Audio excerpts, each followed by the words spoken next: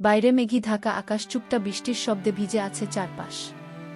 আমি তখন ভাবতেও পারিনি এক বৃষ্টি ভেজা বিকেল আমার জীবনের গল্প পাল্টে দেবে। তিনি ছিলেন আমার শিক্ষক, বয়স ৩০-এর কোঠায়, অথচ তার চোখের গভীরে ছিল এক রহস্যময় টান। সেদিন কাকতালীয়ভাবে প্রবল বৃষ্টি তাকে আটকে দিল আমার শহরে। আর আমি সাহস করে বললাম, আপনি চাইলে আমার ঘরে আসতে পারেন। ভিজে কাপড়ে দাঁড়িয়ে থাকা তার সেই চেহারা তাকে খুবই আকর্ষণীয় লাগছিল। আমি তাকে ঘরের ভেতরে নিয়ে এলাম। বাইরে ঝরতে থাকা বৃষ্টিকে পিছনে ফেলে দরজা বন্ধ করলাম। এরপর আমি শিক্ষকের আজকের এই গল্পটি আরও স্পেশাল না দেখলে খুব মিস করবেন। আর দয়া করে গল্পটি ভালো লাগলে ভিডিওটি লাইক, কমেন্ট, শেয়ার ও চ্যানেলটি সাবস্ক্রাইব করে দিন প্লিজ। 10টা বেজে গেছে, অথচ অপর্ণা এখনও আসেনি। অরিন্দম সেন, বয়স 28, মহুলপুর উচ্চ বিদ্যালয়ের নবনিযুক্ত শিক্ষক, গ্রামের এক প্রান্তে গাছপালায় ঘেরা দালানবাড়িতে একা থাকেন। চাকরির শুরুতে গ্রামের মানুষের সরলতা তাকে টেনেছিল, কিন্তু একাকিত্ব ধীরে ধীরে অনুভব করছিলেন। প্রায় 1 মাস হল প্রতিদিন সকালে স্কুলে যাওয়ার আগে অপর্ণতার বাড়ি আসে। কখনো বই নিয়ে প্রশ্ন করতে, কখনো গল্প করতে। অরিন্দম নিজেও জানেন এটা শুধু পড়াশোনা নয়, এর মধ্যে আছে অদ্ভুত টান যা কেউ মুখে বলে না। কিন্তু দুজনেই অনুভব করে আজকের দেরি তাই তাকে অস্থির করে তুলেছে। গেটের দিকে চোখ রাখতে রাখতে চায়ের কাপ ঠান্ডা হয়ে গেল। হঠাৎ গেট খুলে অপর্ণা হন করে ভেতরে ঢুকল, কাঁধে ব্যাগ, মুখে হালকা ক্লান্তি।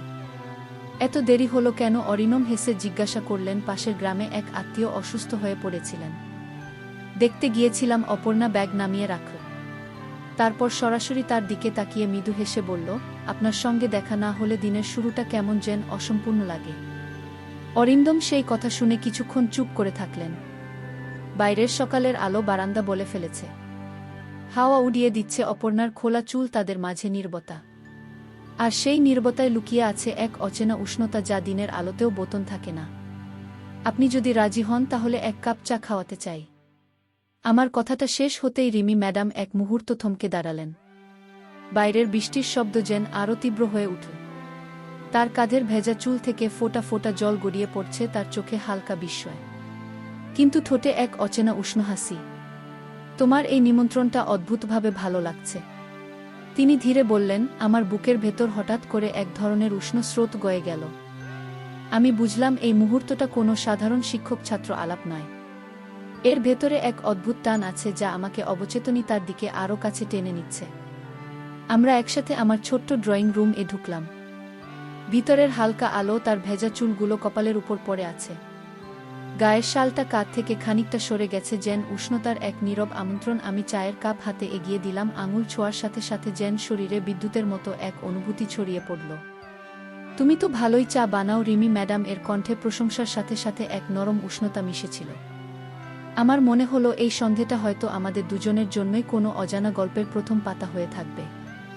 আমাদের মাঝে তৈরি হওয়া সেই নীরব বোঝাপড়া যেন অদৃশ্য সুতোয় বাঁধা। আমি অনুভব করছিলাম তার প্রতিটি কথা, প্রতিটি দৃষ্টি, সবই আমাকে অজানা কোনো দিকে টেনে নিয়ে যাচ্ছে। সন্ধ্যের আলো তখন ঘরের জানালায় হেলে পড়েছে। বইপত্র গুছিয়ে রাখতে রাখতে আমি হঠাৎ তার হাতের আঙুলে ঠেকে গেলাম। কোনো শব্দ উচ্চারণ করিনি, শুধু চোখে চোখ রেখে বুঝিয়ে দিলাম আমি এই অদ্ভুত আকর্ষণের বাইরে নেই। তিনি মৃদু হেসে বললেন, তুমি কি সবসময় এত চুপচাপ? আমি কিছু বলতে যাচ্ছিলাম, কিন্তু তার চোখের গভীরে সেই প্রশ্নের উত্তর আটকে গেল। পরক্ষণেই তিনি জানালার দিকে তাকিয়ে বললেন, আজ আকাশটা কেমন যেন মন খারাপের মতো লাগছে, ঠিক আমার মতো। আমি কিছুটা কাছে গিয়ে দাঁড়ালাম। দূরের বজ্রপাতে আলো ঘরে ঝলসে উঠল, আর সেই মুহূর্তে তার কাঁধে আমার হাতের স্পর্শ। আমাদের মধ্যে দূরত্ব যেন এক নিঃশ্বাসে মিলিয়ে গেল। তার চোখে তখন অদ্ভুত এক উষ্ণতা, আর আমার মনে কেবল একটাই অনুভূতি, এই মুহূর্তটুকু চিরদিনের জন্য ধরে রাখতে চাই। বজ্রপাতের আলো নিভে গেলে ঘরটা আবার শান্ত অন্ধকারে ঢেকে গেল। জানালার বাইরে বৃষ্টি ক্রমশ বেড়ে চলেছে, টপ টপ করে জল পড়ার শব্দ যেন আমাদের নীরবতার সাথে মিশে যাচ্ছে। তিনি ধীরে ধীরে জানালাটা বন্ধ করলেন, তারপর আমার দিকে ফিরে দাঁড়ালেন। চোখে তখন এমন এক দৃষ্টি যা ভাষার বাইরে কিন্তু অনুভূতিতে স্পষ্ট। আমি বুঝলাম এই মুহূর্তে কোনো শব্দের প্রয়োজন নেই। আমি নীরবে তার কাছে এগিয়ে গেলাম। আমাদের মাঝে মাত্র 1 হাত দূরত্ব, অথচ মনে হলো এটাই যেন সবচেয়ে দীর্ঘ পথ যা পার হওয়ার অপেক্ষায়। আমি কতদিন ছিলাম? তিনি ধীরে মাথা নিচু করলেন, চুলের কিছু গোছা কপালে নেমে এলো। আমি হাত বাড়িয়ে চুল সরিয়ে দিলাম। সেই স্পর্শে তার নিঃশ্বাস কেঁপে উঠল। আর আমার বুকের ভেতর হঠাৎ কেমন এক অদ্ভুত উষ্ণতা ছড়িয়ে পড়ল। কোনো তাড়া নেই, তবুও মনে হচ্ছিল সময় যেন থেমে গেছে। বাইরে বৃষ্টি পড়ছে অবিরাম, আর ঘরের ভেতর আমাদের নীরবতা যেন এক গভীর প্রতিশ্রুতির মতো জড়িয়ে আছে। ঘরের বাতাসে এখনো বৃষ্টির গন্ধ ভাসছে। আমি তার মুখের দিকে তাকিয়েছিলাম, কিন্তু তিনি চোখ সরাচ্ছিলেন না, যেন দুজনেই একে অপরের চোখে উত্তর খুঁজছিলাম। আমি আসতে বললাম, আপনি চাইলেই আজকে বৃষ্টি থেমে যাক, কিন্তু আমার মনে হচ্ছে আমি চাই না এই সময় শেষ হোক। তিনি সামান্য হেসে মাথা নিচু করলেন। সেই হাসি এত শান্ত, অথচ গভীর যে আমার বুক কেঁপে উঠল। তুমি জানো তো, আমি অনেক দিন ধরেই ঘরে আসিনি, অথচ আজ মনে হচ্ছে এখানেই যেন আমার সবটা আটকে আছে। আমাদের কথা ধীরে ধীরে থেমে গেল, শুধু নিঃশ্বাসের শব্দ আর দূরে বজ্রের গর্জন। তিনি হঠাৎ আমার খুব কাছে এসে দাঁড়ালেন, আমার কাঁধে হাত রেখে বললেন, তুমি কি জানো, আজকের এই মুহূর্তটা হয়তো আমাদের জীবনে আর কখনো আসবে না। আমি কিছু বললাম না, শুধু তার হাত দুইটা আমার হাতে নিয়ে চুপচাপ ধরে রাখলাম, যেন সেই নীরব স্পর্শের সব কথা বলা হয়ে গেল। নিরাপত্তার মধ্যে তার হাতের উষ্ণতা আমার হাতের ভেতরে ধরা ছিল। বাইরে বৃষ্টি যেন আরও জোরে পড়ছে, কিন্তু ঘরের ভেতর আমাদের নিজের এক আলাদা জগৎ তৈরি হয়ে গেছে। তিনি ধীরে ধীরে সোফায় বসে পড়লেন, আর আমাকে ইশারায় পাশে বসতে বললেন।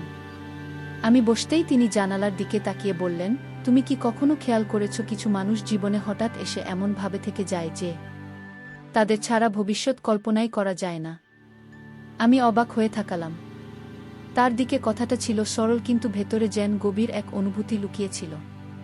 আমি উত্তর দিলাম, হয়তো সেই মানুষগুলো আমাদের জীবনের অসম্পূর্ণ গল্পের হারিয়ে যাওয়া অধ্যায়, যাদের ছাড়া কাহিনী শেষ হয় না। তিনি আমার দিকে তাকালেন, চোখে অদ্ভুত এক মিশ্র অনুভূতি, কৃতজ্ঞতা, স্নেহ আর এক বিন্দু দ্বিধা। হঠাৎ খুব ধীরে আমার কাঁধে মাথা রেখে বললেন, আজ তুমি না থাকলে হয়তো আমি একাই বৃষ্টির রাত পার করতে পারতাম না। আমরা আর কোনো কথা বললাম না, শুধু বৃষ্টির শব্দ, নিঃশ্বাসের নীরবতা আর হৃদবন্ধনের তাল মিলিয়ে সেই রাত আরও গভীর হতে লাগল।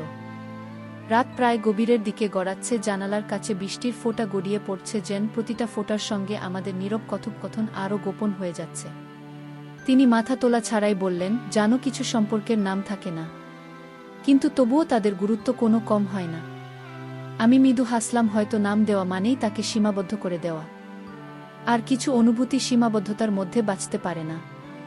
তিনি ধীরে ধীরে সোজা হয়ে বসে আমার দিকে তাকালেন, চোখে অদ্ভুত এক আলো, যেন এই মুহূর্তে তিনি আর বাইরের পৃথিবীর মধ্যে কোনো দেয়াল রাখছেন না।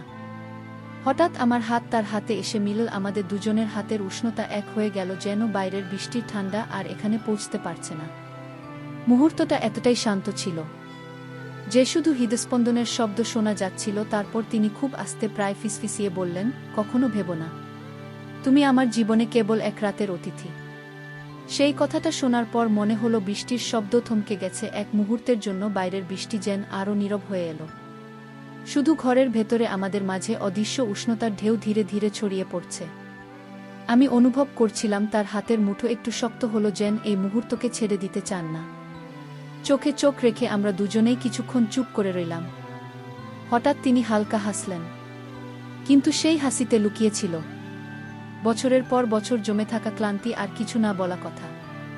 তুমি জানো, মানুষ শুধু সঙ্গ চায় না, চায় বোঝা হোক, অনুভব করা হোক। আমি ধীরে বললাম, হয়তো সেই কারণেই আজ আমরা এই মুহূর্তে একসাথে, কারণ তুমি আমার অনুভূতিগুলো বুঝতে পারছো, আমিও তোমারটা। তিনি মাথা নাড়লেন, আর সেই নীরব সম্মতি যেন অদ্ভুত এক শান্তি এনে দিল। আমাদের মাঝের দূরত্ব একটু একটু করে কমে এলো, কোনো বাড়াবাড়ি নয়, শুধু এক গভীর আলিঙ্গন, যেখানে বাইরে বৃষ্টির ঠান্ডা হারিয়ে গেল আর ভেতরে রইল শুধু মানুষের প্রতি মানুষের নিঃশব্দ ভালোবাসা। সন্ধ্যের পর বৃষ্টি থেমে গেছে, কিন্তু জানালার কাছে বৃষ্টির ফোঁটার দাগ এখনো ঝিলমিল করছে। ঘরের আলো নরম হলুদ, যেন ইচ্ছে করেই চারপাশকে উষ্ণ আর নিরিবিলি করে রেখেছে। ম্যাডাম চুপচাপ সোফায় বসেছিলেন, হাতে ধরা এক কাপ চা।